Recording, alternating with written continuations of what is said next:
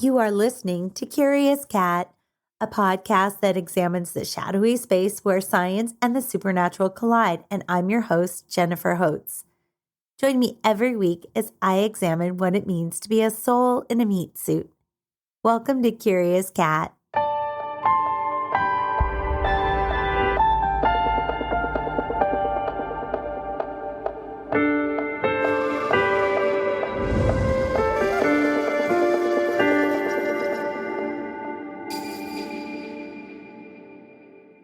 Hello and welcome.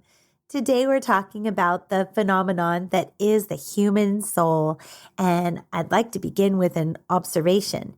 As a species, we humans aren't so good at dealing with things we cannot touch or measure, are we?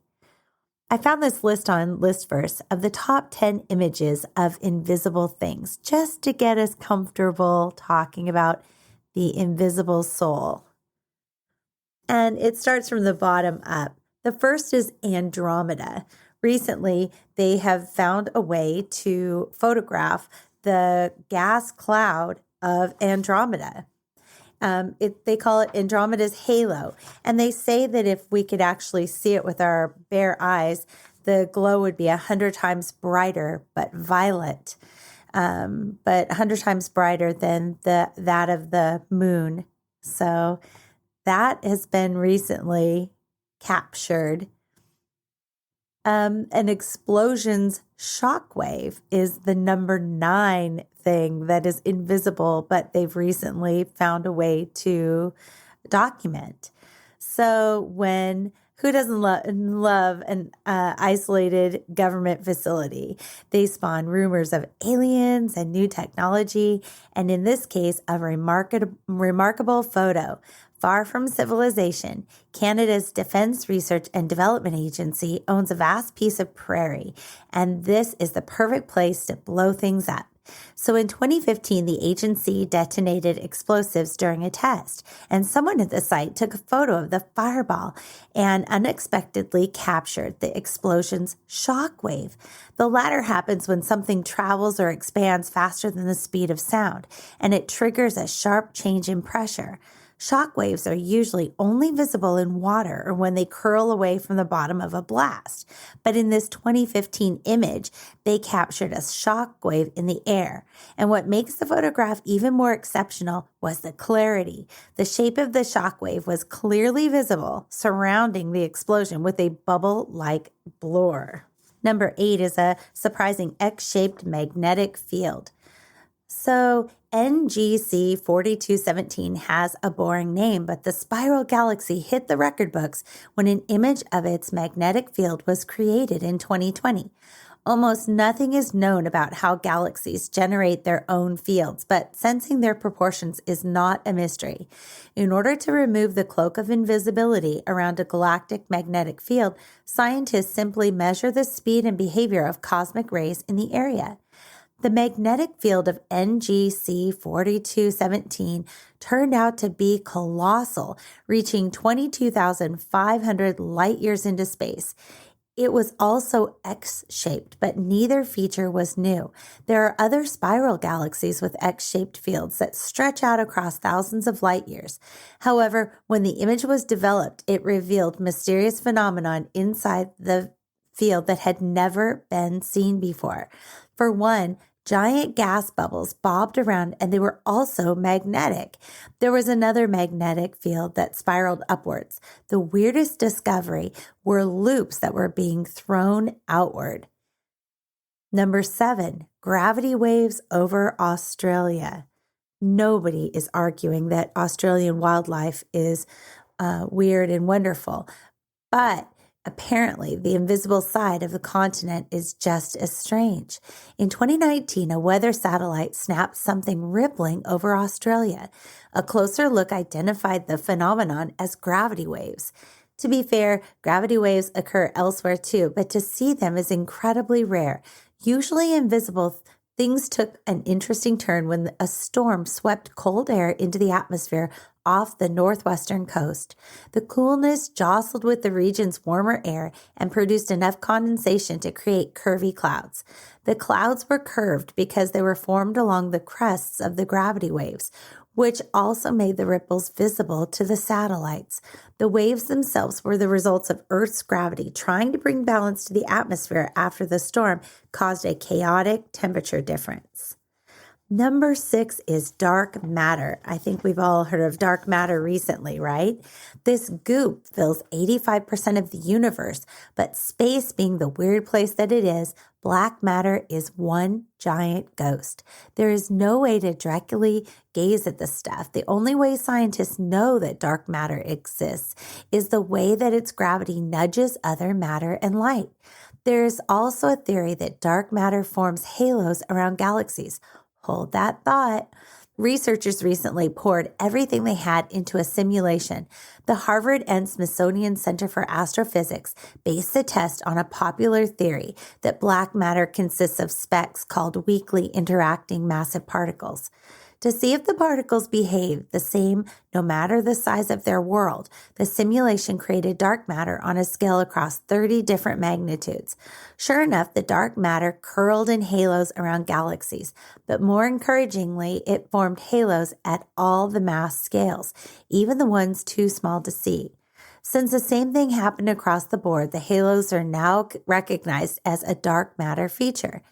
Interestingly, the simulation also showed that the rings were fuzzy at the edges and denser near the center. Number 5, bird tracks in the sky. One question haunted Barcelona shutterbug Zavo Bo for a long time. What do bird tracks look like? But he was not staring at the ground. Bo was gazing up at the sky. His imagination saw snake-like ripples following in the wake of each bird. A few years ago, he found a way to photograph them. Bo used a video camera to film different species of birds in flight. He then compiled the frames into a single image. The photograph shows each bird's position advancing frame by frame to create mesmerizing tracks along the paths that birds take. Number 4, the speed of light in slow motion. There is nothing faster than the speed of light. Sorry, Flash, superhero. Traveling at 186,000 miles per second. Nobody knew what the speed of light actually looked like.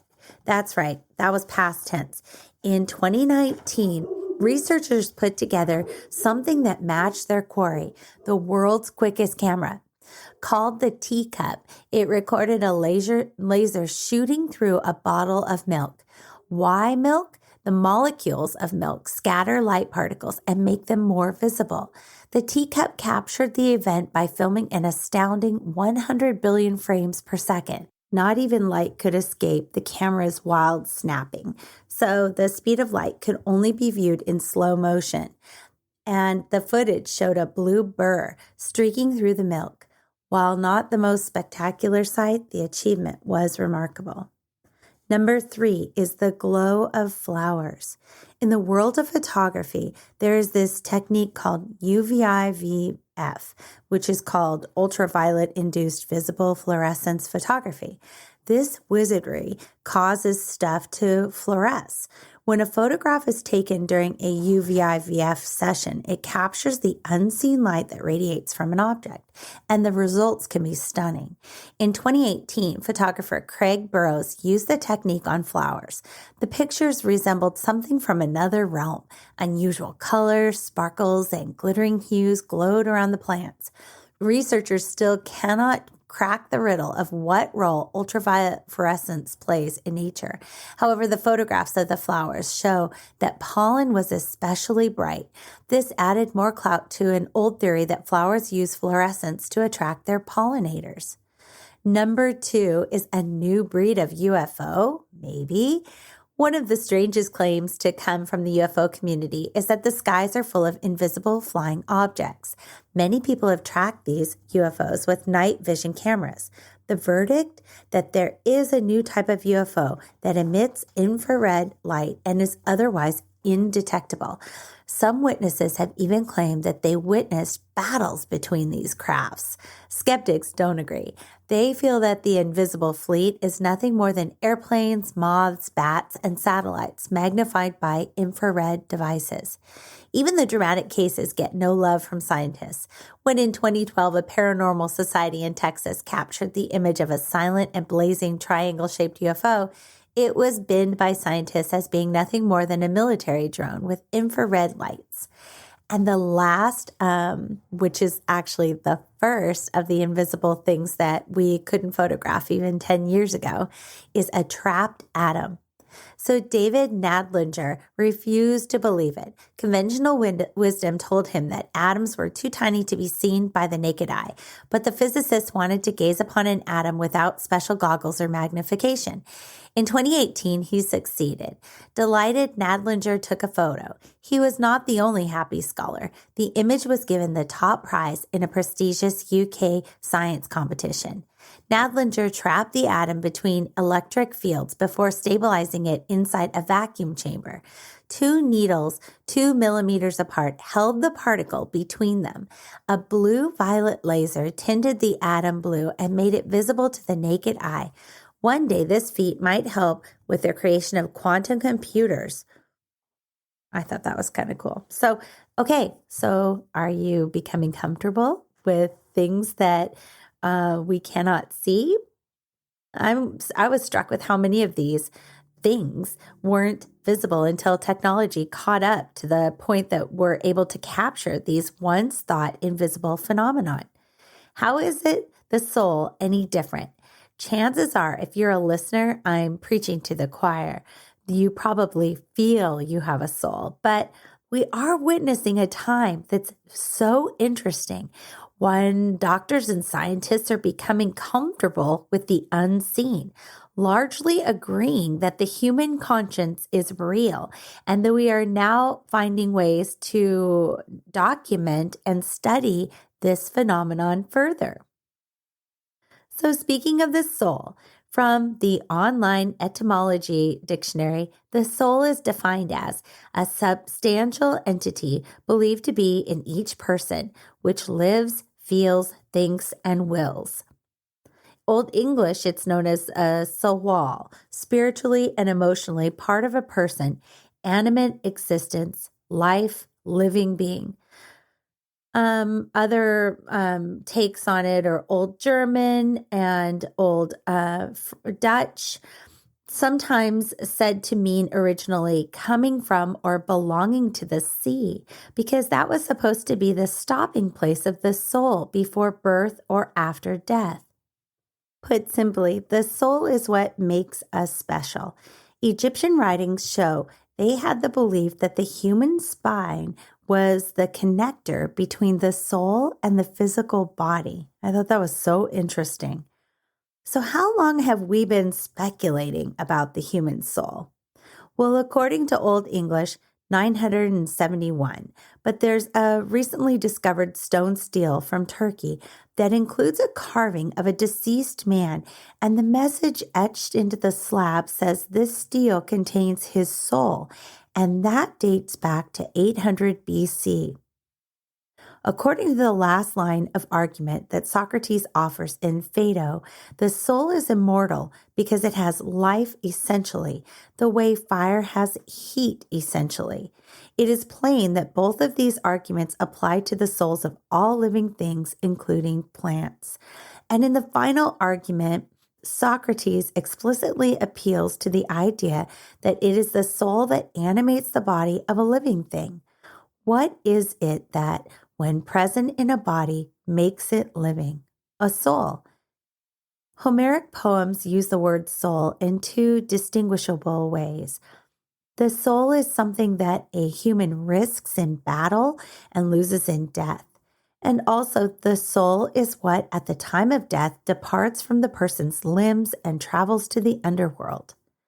Once a person's soul has departed for good, the person is considered dead, which means it is what distinguishes a living human body from a corpse.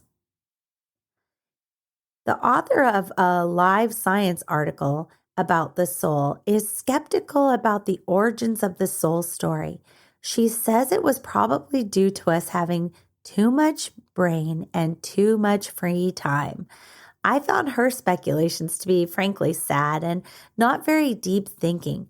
She says the idea of soul probably emerged simultaneous with consciousness, but doesn't explain why she believes in a consciousness, but dismisses souls as a romantic idea of some second self. In episode 7 of this podcast, I spoke about the soul, and if you haven't caught that segment, here's a quick overview. The soul. Scientists continue to this day to prove the existence of the soul. Over 100 years ago, a doctor claimed the weight of the soul was 21 grams, based on a post-mortem weight of one deceased elderly patient. It's a number that's been quoted countless times as the true weight of the soul, but it's not backed by subsequent studies. If you could call that first one a study, it was one person. An article about the science of NDEs, or near-death experiences, seems to give credence to there being more to us than our meat suits. The brain, even without blood flow, continues to make connections between alpha and gamma cells, as well as releasing serotonin, or the happy chemicals, which seems to be clear evidence of millions of reports of those that crossed over and have been revived, saying they felt at peace and saw their lives flash before their eyes. Many that come back from an NDE have vivid recollections of seeing their earth bodies on the hospital bed, viewing it from above as a soul, and then slipping into what is described as heaven. They return unafraid of death and usually begin a spiritual journey after that.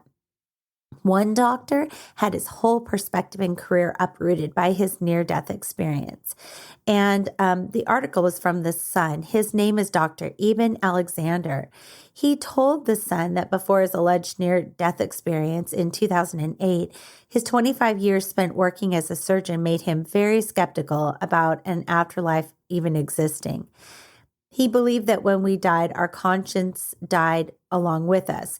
But calling his NDE profound and life-changing, Alexander has since experienced a 180-degree flip in his belief system, having claimed to have seen heaven from his own eyes, calling it more real and alive than the realm that we currently inhabit. I basically used to have a very conventional, scientific, and reductive materialist view that consciousness was created by the brain and that only the physical world exists, Alexander said. And what my coma journey showed me is that consciousness is something that is fundamental in the universe and doesn't originate in the brain. What I experienced was the most extraordinary, memorable, detailed, and ultra-real experience of my entire life, he continued. In fact, the world we live in, this material world, is more like kind of cloudy and dreamlike than what I saw on the other side. That world is sharp, crisp, and alive, and very real. Robert Lanza, a leading scientist in neurodegenerative medicine, agrees that life does not end when the body dies. Lanza suggests that complex phenomena like dreams, imagination, and memory indicate a vital life force which exists independent of the brain. He says that research suggests that a part of the mind, the soul, is immortal and exists outside of space and time. Lanza claims that space and time are not objects or things, but rather tools of our animal understanding. Lanza says that we carry space and time around with us like turtles with shells, meaning that when the shells come off, space and time, we still exist. Carl Jung, the well-renowned psychiatrist and psychoanalyst, relates the concept of a soul to the concept of the unconscious.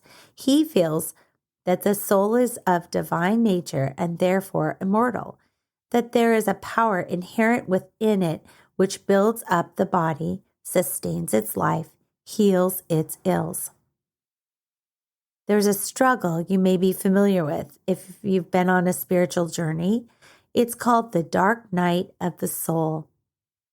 The dark night of the soul is a stage of development when a person undergoes a dissolution of the self. It's a collapse of a perceived meaning in life and an important transition to a deeper perception of one's role in life. It can feel like an existential crisis, forcing you to question the meaning of life. Eckhart Tolle has described it as the inner state in some cases is very close to what is conventionally called depression. Nothing makes sense anymore. There's no purpose to anything. Sometimes it's triggered by some external event, some disaster perhaps on an external level. The death of someone close to you could trigger it, especially a premature death, for example. Or if you've had buildup of your life and given it meaning, and the meaning that you had given your life, your activities, your achievements, where you're going, what is considered important, and the meaning that you have given your life for some reason collapses. As bad as that sounds, it's actually a good thing, a dark night of the soul. It's a profoundly transformative experience that can bring about a new purpose in life. After the dark night of the soul, a new spirit is usually birthed. It's a process that many people go through multiple times in a single lifetime. It's one that I'm familiar with. I've been through it multiple times, and sometimes I'll say, oh, that felt like a lifetime ago. I've lived and died 10 lifetimes, and that's what I mean if I've ever, conveyed that type of thing to someone. Joseph Campbell said, the dark night of the soul comes just before revelation. When everything is lost and all seems darkness, then comes the new life and all that is needed. The stages of the dark night of the soul are lightning strikes, the dissolution, the purge, and finally reintegration. If you've had this experience, you know it can suck. We can feel trapped in one of the stages, but it's important to know all parts of the process are interconnected and that eventually the light will shine again. Let's look at the 4 stages. So lightning strikes. The first stage. Before this, you might feel like your life is wandering aimlessly. Then some spark hits, making you feel as if there's more to life. If you're familiar with tarot cards, then the image of the Tower card is the one that is most applicable. In Joseph Campbell's Hero's Journey, this is called the call to change. It can seem like chaos coming out of tragedy, but this is the first step in a deep soul change. Number 2 is the dissolution. Once life begins to change, it can seem like everything you used to enjoy or maybe interested you in the past crumbles away or becomes meaningless. This is part of the process. It's your past ego dissolving, and it demands you look at old hurts and wounds and begin to repair and rebuild. Think of it as analogous to cleaning out your closet. You have to make a mess to make progress. It's not always pretty and can easily feel overwhelming, but slow, steady progress is being made. Number 3, the third stage, is the purge. After your full breakdown, you're given the opportunity to clarify what matters. It's when, in that closet analogy, you can ask, do I keep it? Do I donate it? Or do I toss it? Look at every item in your life, and if it no longer serves you, set it in a box to move out of your metaphorical space. If it feeds your soul, make room for it physically and emotionally. The final stage is reintegrate. During the reintegration stage, you're finally making your way back to the light. After all the chaos and all the pain, life feels like it's getting its color back. You find yourself new, like a phoenix rising from the ashes. You might find you have new likes, new exercise and meditation habits, new hobbies. It's important not to get complacent and fall back into your old habits because you'll find you're doomed to repeat the process. So, what tends to trigger the dark night of the soul? A death in the family, the loss of a job, a breakup or divorce, a big birthday, anything that gets you questioning the meaning of life. When it happens, give yourself grace, have patience, journal each day so that you can look back and note your progress because you're making progress. It just may not feel like it. When you feel stuck in a stage, meditate, find solitude, enjoy nature, eat nutritious foods, and seek the counsel of others. Remember that this too shall pass. Did you know there are guides out there that are trained to help someone through a dark night of the soul? Yep, just Google it. Google away and find a person to connect with. The basis for a physically describable soul is the quantum physical phenomenon of entanglement. It's what Albert Einstein described as a spooky, distant effect. According to the theory, two entangled particles behave like a pair of twins, regardless of the real distance. In this case, the twins are human body and soul. So if the property of a particle is determined by a measurement, the quantum state of the partner particle is also determined immediately. Numerous quantum physicists today take the view that this effect actually exists. As with particles, there is a dualism between body and soul. Recently, I watched the most amazing documentary on PBS, and I've got the link to it in the show notes. They were showing it for free without any membership for a while, and now I think it's on a lot of streaming programs, but it's worth trying to catch. The documentary is called Aware, Glimpses of Consciousness, and they do in-depth interviews with people right now doing cutting-edge research into consciousness. There was a woman from Western Australia that was studying plants, and her story was so compelling, and it's worth retelling here.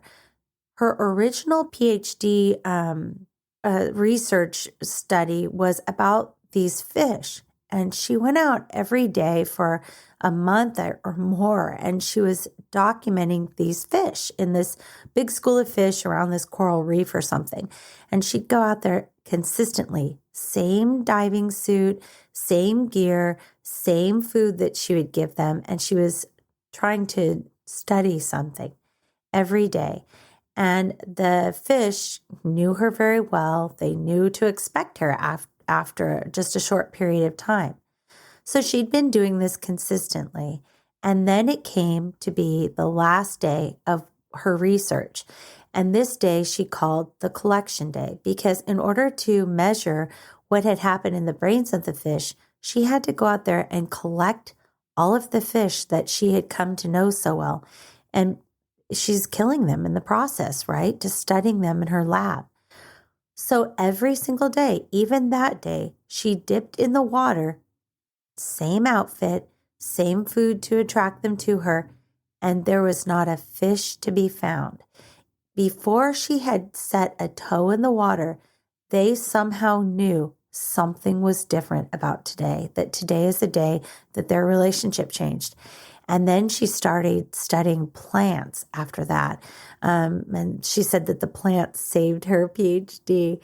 And she's been studying plants ever since. She's been looking at the way that trees, roots, fungi, those are, and I think I've spoken about it in a prior podcast about how it's like their own worldwide web of information. They can give each other information and convey danger very quickly to each other. And they can also sustain one another when they're not doing well. So the documentary also focused in on a Dr. Home, who at the time was the head of Paul Allen's Neurobiological Foundation. And he asked, consciousness is the essence of life. How do you turn the water of the brain into the wine of our consciousness? So that's his pursuit, is to try to make, have tangible scientific research based on consciousness. Matthew Ricard is in the documentary as well.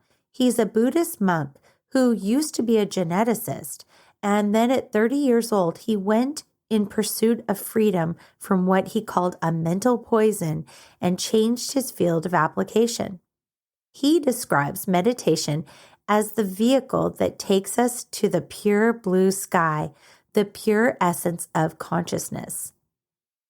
Further in the documentary, they focus on John Hopkins, and where they're studying the effects of psilocybin on humans. That's, if you've ever heard of magic mushrooms, it's that psilocybin. Their study is described by participants as being in the top 5 of their most life-changing experiences. That rivals the birth of a child or the death of a parent or their own weddings in some instances. After being given the dose of psilocybin, one participant describes encountering the souls of the loved ones in her life that passed as being 100% authentic. She says her experience has completely changed how she looks at the afterlife, and she's convinced that our energy never dies. So the soul, it's our spiritual memory stick, the essence that remembers from this meat suit to whatever comes after we draw our final breath. The night before my father passed, it was our souls that met and talked over what was to come in my dream. If we are the carriers of an essence that carries on, how does that impact the way we see, feel, choose to dwell on or not, the daily wins and losses? It puts it in perspective real quick, doesn't it? It gives us a long game look. I've been looking backward at my life recently, kind of back engineering it, actually, asking what was the contract my soul made for this lifetime? What were my challenges supposed to be? Where were my opportunities for growth? How did those align with the location I was born in, the family I was born to, the physical traits of the meat suit that I embodied? It's been a really interesting journey to look at my life this way. I do not have even a handful of answers yet, more questions than anything. But I can say it's made the pain of being in this life, when I've encountered it, feel less personal. The hurts I've endured feel less searing. It's also made the wisdom I've gleaned here and there and, accidentally feel more hard-earned and pursuit-worthy. If we are all the stars of our own epics, what is it your soul needs to flourish or expand? Mine needs to love more widely and stop holding in my pain. My soul is happiest when I wade in the waters with all of you. With that thought, thank you for listening to Curious Cat. If you like the content, stories, and information, I'd be grateful if you could like and review us on your favorite streaming service. It'll help us find more listeners as well. Huge gratitude for my art director and audio engineer. If you're in need of either of those services, please find their links in the show notes. Please be sure to subscribe so you never miss an episode. Until next time, stay curious. I love you.